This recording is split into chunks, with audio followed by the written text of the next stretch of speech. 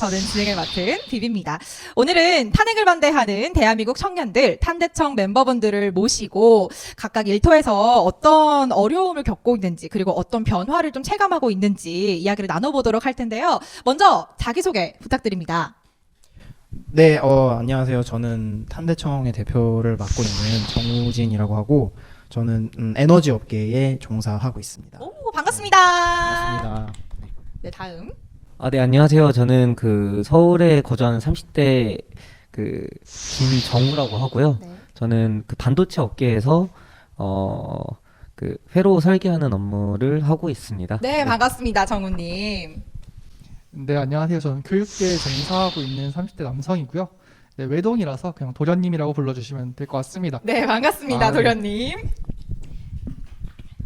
네, 저는 유럽 쪽 여행 B2B 사업하는 그런 회사에서 업무 지원을 하고 있는 정지우라고 합니다. 네, 안녕하세요. 저는 이제 30대 청년이고요. 서울에 거주하고 있고 이제 일식 업계에 종사하고 있습니다. 그 중에서도 이제 스시 오마카세라고 해서 이제 초밥 만드는 일을 주로 하고 있습니다. 네, 모든 분들 정말 반갑습니다. 오늘은요, 각 업계에서 활동하고 계신 5분께서 계엄 이후에 업계에서 어떤 변화를 체감하고 있는지 생생하게 이야기를 좀 나눠보도록 할 텐데요. 첫 번째, 공통 질문을 좀 바로 드려보면 좋을 것 같아요. 아마 하실 얘기들이 정말 많으실 것 같은데, 먼저 탄핵에 반대하게 된 이 배경 혹은 결정적인 계기가 좀 궁금합니다. 제가 탄핵에 이제 확실하게 반대를 굳히게 된 건 사실 저는 계엄이 아니었어요. 왜냐면 저는 계엄 당시에 밥을 먹고 있었는데 좀 늦은 저녁이었지만 이게 무슨 일이지? 아니 이거 내가 애들한테 가르치던 교과서 학습지에서 나오던 계엄인데 이게 왜 21세기에 터지는 거지? 전 처음에 북한이 온 줄 알았어요. 아니면 뭐 중국 비행기가 뭐 한국에 왔거나 근데 아니더라고요. 그래서 저도 되게 많은 방황이 좀 있었습니다. 근데 생각이 결정적으로 바뀌게 된 건 그때였어요. 민주당 쪽에서 법안을 올려주시는 걸 보니까 이게 이렇게 해도 되나? 싶을 정도로 좀 과격한 법안들이 이 탄핵 정국에서 언론에 나오지 않는 틈을 타서 너무 많이 올라오더라고요. 그때부터 윤석열 대통령은 윤석열 대통령대로 따로 보고 그래도 이 법안 자체도 너무 문제가 많다. 아니 이렇게 국민들을 다른 데 눈 돌리게 해놓고 뒤에서 이렇게 법안 추진하는 거 너무 비겁하지 않나? 그러면서 생각이 좀 바뀌게 됐습니다. 네, 혹시 또 이어서 말씀하실 분? 정우님? 얘기해보겠습니다.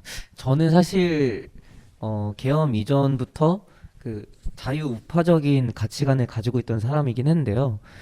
이제 세상을 좀 살다 보니까 주변에 이제 좌파적인 사고방식을 가진 사람들이 목소리를 잘 내고 또 이제 저희 또래가 예전에는 이제 그런 이제 가치관을 조금 더 멋있고 좀 트렌디하게 좀 잘 꾸며냈다고 생각을 해가지고 오히려 제가 좀 깡 막히는 게 아닌가라는 생각을 좀 하고 있었어요. 그러고 나서 이제 계엄이라는 게 이제 결국엔 터졌는데 계엄이 터졌을 때도 사실은 계엄을 지지하지는 않았었고 그냥 이제 윤석열 대통령이 이제 정치적 자살을 하는구나라는 생각을 했고 저로서는 이제 이재명이 대통령이 되면 안 된다는 생각까지는 가지고 있었기 때문에 사실상 계엄을 터뜨린 윤석열 대통령에 대한 미운 마음까지 좀 있었던 상황입니다. 그래서 한편으로는 그러면은 한동훈, 뭐 홍준표 뭐 이런 사람들 중에 내가 찍어야 되나? 라는 생각을 하고 있었는데 결정적으로 탄핵을 반대하고 윤석열 대통령을 지지하게 된 그 계기가 1212 담화였어요. 그럴 수 있죠. 좋아요. 1212 담화에서 윤석열 대통령이 계엄에 대한 진정한 목적을 대중에게 30분 동안 진짜 담대한 표정으로 이제 좀 진솔되게 말씀을 하시니까 그 진심이 개인 유권자인 저에게 정확하게 전달이 되었고요. 그 이후로 이제 탄핵이 진짜 가결이 되고 나서 뭐 체포영장 뭐 이런 시국이 흐르다 보니까 저도 모르게 이제 이 나라를 지키겠다는 윤석열 대통령의 그 마음을 윤석열 대통령 한 명한테만 맡기면 안 되겠다라는 생각을 하게 되어서 맞아요. 저도 탄핵 정국에 조금 더 목소리를 내고 많은 사람들을 계몽을 시키기 위해서 좀 나서게 되지 않았나라는 생각을 좀 하게 되었습니다. 네. 혹시 제이님은요? 저 같은 경우에는 사실 이번 비상계엄 선포 이후에 계몽되어버린 사람 중에 한 명이거든요. 그래서 저는 사실 그 계엄 전에는 정치에 전혀 관심이 없어서 우리나라 정치인이 누가 있는지 사실 몰랐고요. 그런데 비상계엄 선포 이후에 이제 대통령이 말씀하셨던 그 반국가 세력에 대해서 좀 찾아봤더니 이제 아 정말 심각하구나. 그래서 그 사태의 심각성을 깨닫고 이제 유튜브를 찾아보게 됐습니다. 근데 유튜브를 찾아보니까는 그 민주당이 악법을 발의하고 그 말도 안 되는 악법들 많이 발의했잖아요. 그리고 이제 또 탄핵 소추권도 남발을 해버리고 그리고 우리나라의 그 핵심 예산들을 삭감하고 이제 그런 것들을 보면서 이제 아 정말 심각하구나 했었는데 저희가 결정적으로 이제 반대를 하게 됐던 거는 이제 저도 이제 성인 남성으로서 이제 군복무를 마친 성인 남성으로서 이제 저도 대적관이라는 거를 뚜렷하게 갖고 있었는데 간첩법 개정안을 이제 반대를 하는 것을 보고 이거는 정말 우리나라가 위태롭고 이제 국가 안보가 정말 심각한 상황이구나라는 거를 이제 깨닫고 네. 이제 거기서 저는 반대를 하게 되었습니다. 사실 5분의 이야기가 모두 다 다르지만 탄핵을 반대한다라는 이 논지는 사실 똑같은 것 같아요. 모두가 다 이제 다른 업계에 종사하고 계시지만 최근에 이제 탄핵 정국이 계속해서 이어져 오면서 업계의 분위기나 흐름 이런 것도 되게 달라졌을 것 같고요. 그리고 그 속에서 자유파로 계시니까 사실 각자 모두 좀 어려움들을 갖고 계실 것 같아요. 그래서 이런 이야기도 함께 나눠보면 좋을 것 같습니다. 이제 업계 내에서의 그 자유 우파로서의 좀 힘든 점은 네. 사실 도련님하고 크게 다르지 않은 것 같아요. 그쵸. 저는 그때마다 사실은 좀 비겁하지만 정치적 무관심층인 척을 좀 많이 합니다. 네, 이해합니다. 네. 사실 이렇게 나와서 말을 할 정도로 생각이 좀 완고한 상태인데 사람들에게는 좀 뭐 의도 아닌 의도로 그렇게 좀 얘기를 하게 되는 면이 있더라고요. 네. 이해합니다. 너무 좋습니다. 사실 저희가 좀 재밌게 진행을 하기로 했었는데 일을 하다 보니 이게 말씀들을 하다 보니 네, 죄송합니다. 다들 이렇게 너무- 진지해지고 다들 이렇게 막 네. 심각해지고 네. 그러는 것 같습니다. 그래서 이번에는 그 어려움에 이어서 가장 좀 큰 문제점, 팩트에 기반해서 한번 이야기를 나눠보면 좋을 것 같습니다. 업계가 아무래도 좀 글로벌 비즈니스의 차원에서 말씀을 드리면 결국 중국이죠. 아, 이제 그렇죠. 중국을 그냥 우리가 맹목적으로 중국이 싫어. 이거는 당연히 우리가 무슨 뭐 인종주의자도 아니고 그렇게 가는 거는 아니지만 중국 기업들이 시장을 어떻게 왜곡하는지 그리고 그 시장의 왜곡으로 인해서 우리 기업들이 얼마나 힘든 싸움을 하고 있는지 이거를 아무래도 대한민국 청년으로서 느끼게 됩니다. 이거를 어떻게 또 설명을 할 수 있냐면 공급망이라는 단어로 설명을 할 수가 있는데 공급망이라고 하는 것은 결국에는 우리가 원하는 제품을 만들고 싶을 때 그거를 가장 경제적으로 조달을 해와서 말하자면은 돈을 제일 적게 들여서 좋은 물건 만들고 싶은 욕구가 있잖아요, 기업들이. 그 공급망이 그래서 굉장히 중요한데 이 업계 특별히 이제 우리가 흔히 이야기하는 미래 먹거리라고 할 수 있는 그쪽 영역에서 보면 중국의 그 독점 현상이 굉장히 두드러집니다. 그게 수치로 따지면은 거의 뭐 한 86%에서 97%까지 이르는 경우도 있고요. 산업에 따라 다르지만 굉장히 그게 심각한 것이 예를 들어 그들이 생산이나 공급을 중단을 하면 우리 기업들은 제품을 못 만들게 되는 거죠. 제품을 못 만들면은 팔 수가 없고 팔 수가 없으면 우리 수익이 낮아지고 우리 일자리가 위태로워지고 그런 이제 악순환이 발생을 하는 건데 저는 좀 그거를 좀 현장에서 많이 목도를 해요. 그리고 중국 기업들은 이게 결국에는 중국 공산당과 어떻게든 유착이 되어 있을 수밖에 없잖아요. 특히 큰 비즈니스를 하는 중국 업체들의 경우에는. 그래서 그들이 먼저 이념으로 우리에게 다가오는 측면이 있는 것 같아요. 이제 많이들 우리가 중국도 자유무역을 할 수 있는 나라다. 중국 기업들이 그런 뭐 WTO 체제나 이런 그런 하여튼 막 흔히들 이야기 많이 하는 이 국제 무역 체제에 중국이 잘 편입을 했기 때문에 공정하게 플레이할 수 있다라고 늘 생각하지만 중국 기업들이 생각보다 그렇지가 않습니다. 사업 환경에서만 문제되는 게 아니라 네. 결국에는 그들에게 의존한다는 이야기니까 그 맞아요. 의존도를 그러면 어떻게 낮추지 하는 고민들을 계속 했어야 하고 사실 윤석열 대통령 저는 그 고민을 하고 있었다고 생각하거든요. 그럼요. 네, 그런 것들이 정책적으로 추진이 되고 있었던 거를 아무래도 봐왔는데 하루아침에 이렇게 그냥 그 계엄이라고 하는 그 말하자면은 아주 복합적인 선택을 한 거잖아요, 계엄이. 근데 그 선택을 정쟁으로 몰아서 탄핵으로 벼랑 끝에 몰아세우는 바람에 국가 아젠다를 추진하고 고민하고 하는 그 모든 그 운동장이 무너져 버렸어요. 근데 저는 그것이 정말 큰 문제라 생각하고, 그것이 오히려 그 대안을 민주당이 잘 제공할 수 있느냐. 민주당은 오히려 그 중국에게 의탁하려고 하는 아, 그렇죠. 플레이를 하니까 네. 더 신뢰를 할 수가 없고. 제가 업계에서 일하면서 이제 느꼈던 이제 큰 문제점 중에서는 이제 23년도에 이제 후쿠시마 이제 원전 관련된 아하. 이야기는 이제 다 아실 거예요. 그래서 이게 진짜 문제라고 생각하는데, 그 민주당을 포함한 이제 좌파들이 이제 거짓 선동, 선전 이런 걸 너무 잘하잖아요. 뭐 프레임도 씌워버리고 이런 걸 너무 잘한다고 생각하는데, 이제 예전에 그 광우병 사태 때도 그렇고, 뭐 사드 괴담, 그리고 이번 정부에서 이제 후쿠시마 괴담으로 이제 국민들을 선동하고 이제 선전하지 않았습니까? 네.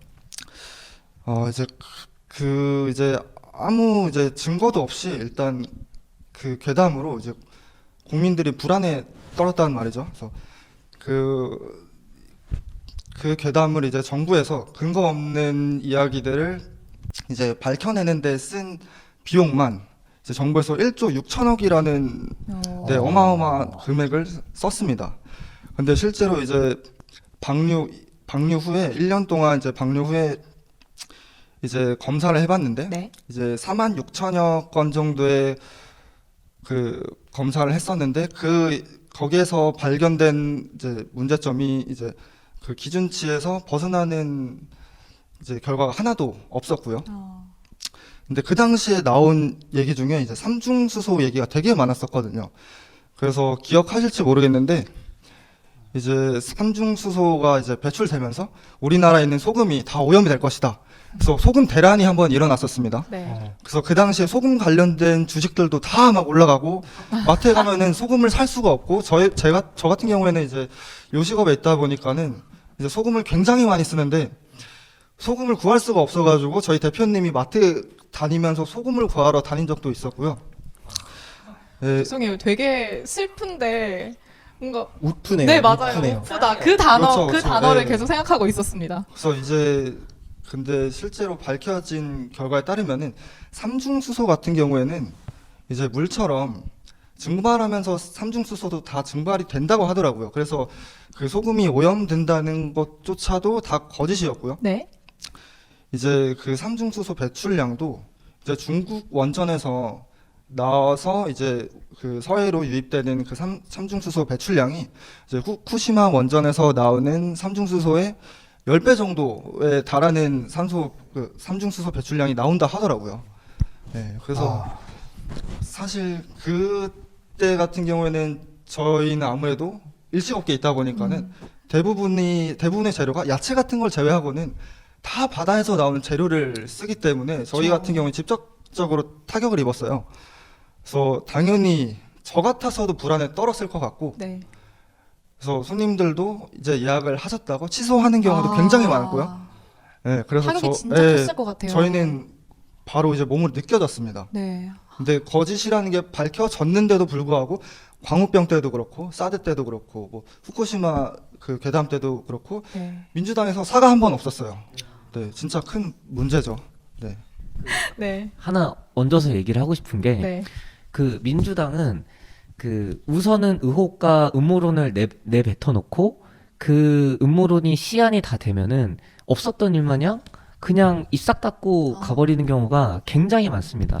그래서 그 선거철만 되면은 아니면 이제 이제 우파 진영의 대통령이 집권을 하면은 네. 그런 경우가 다수 발견되는데, 예, 아까 말씀 주셨던 것처럼 광우병 파동이라든지 아니면 사드 논란이라든지 아니면은 오세훈 시장 때 나왔던 뭐 생태탕이라든지 아니면은 2023년도에 나왔던 후쿠시마 오염수 파동이라든지 이런 것들을 민주당에서 먼저 의혹을 제시한 다음에 이게 뭐 시한이 끝나면은 언제 있었냐는 듯이 얘기를 하질 않아요.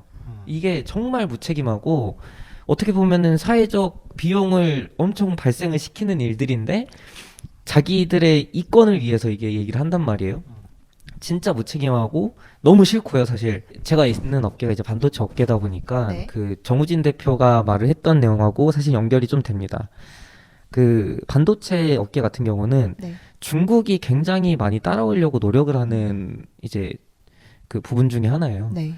근데 이제 이 반도체 업계가 지금까지 버틸 수 있었던 거는 선배 세대들의 노력과 그 다음에 미국이라는 이제 우방국으로부터의 그 약간 보호나 이제 중국에 대한 견제가 있었기 때문에 그 반도체 중국 반도체 굴기라고 하죠. 그 반도체 굴기로부터 저희가 아직은 그 주도권을 가지고 있는 건데 이게 사실 무시를 할 수가 없는 게 말씀하셨던 것처럼 중국 정부에서 그 천문학적인 금액을 그 기업에 지원을 해줍니다. 지원을 해주면은 이 사람들은 단가보다 낮게 제품을 시장에 공급을 할 수가 있어요. 그러면은 저희는 그 경쟁에서 이기기 위해서는 더 많은 기술 발전도 해야 되지만 저희가 피를 깎는 그 약간 치킨 게임을 해야 되는 경우가 생길 수가 있단 말이에요. 네. 이게 하루 이틀이지 이제 매년 그렇게 계속 그 중국에서 따라오게 되면은 저희도 이제 버틸 수 있는 그런 뭔가 그 룸이 좀 없어질 수 있는 것도 있고요. 네. 뭐 옛날에는 중국의 반도체와 우리의 반도체가 이제 뭔가 기술 격차가 꽤나 많이 났다라고 얘기를 좀 했지만 네. 사실 많이 따라온 게 사실입니다. 그렇죠. 많이 따라왔고요. 뭐 같은 경우는 거의 이제 기술 격차가 없다라고 말을 할 수 있는 정도고 같은 경우도 그 산업 스파이 뭐 저희 뭐 반도체 공정 자체를 아예 그냥 갖다 바쳤다라는 게 있어요. 지금 그 이제 세대 같은 경우는 거의 중국에 그냥 거의 플로우로 다 넘어갔다라고 저희가 알고 있거든요. 그래서 이미 네. 그 정도 수준은 올라가 있는 걸로 알고 있고 또 문제가 반도체가 지금까지는 이제 스케일링을 해가면서 뭔가 기술 발전을 했는데 네. 이게 스케일링이라는 게 이제 뭔가 물리적인 한계가 결국에 존재를 하거든요. 네. 그러면은 반도체 구조가 바뀌는 패러다임의 변화가 생겨요. 패러다임의 변화가 생기면 기존에 가지고 있던 그 기술적 그 선두가 사실은 어느 정도 의미가 없게 됩니다. 새로운 기술로 다시 시장이 재편이 되면서 네. 다시 어떤 기업이 이제 그 시장에 제대로 들어가는지가 중요한 건데 그런 것들에서 중국이 요즘에 이제 기술 특허를 내는 걸 보면은 좀 굉장히 선진적이고 좀 획기적인 아이디어를 많이 내고 있거든요. 네. 그러면 이제 나중에 이제 새로운 패러다임으로 바뀌었을 때 중국의 그런 기술적인 그 추격을 저희가 뿌리칠 수 있을까라는 거에 대해서 사실은 좀 걱정이 좀 많이 있습니다. 들으면서 마음이 너무 사실 이거를 네. 저희가 버텨내지 못하면은